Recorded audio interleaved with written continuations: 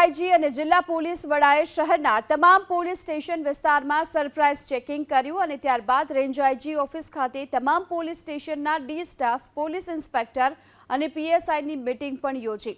આ મીટિંગમાં કેટલા આરોપીઓના અટકાયતી પગલાં લેવામાં આવ્યા છે તેમજ અન્ય ગુનાઓની તપાસ કયા પ્રકારે થઈ રહી છે તે અંગેની પૂછપરછ કરાઈ।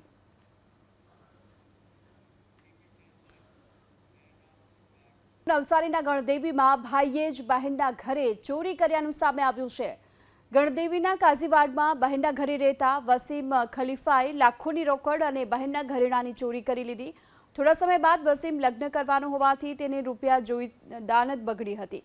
વસીમ જીજઈના ધનુરીમાં કન્સ્ટ્રક્શન સાઇટ પર સુપરવાઇઝર તરીકે નોકરી કરતો હતો, જેને લગ્ન સમય રૂપિયા કામમાં આવશે તેમ કહી અને 2,79,000ની રોકડ અને બહેનના 57,000ના દાગીનાની ચોરી કરી।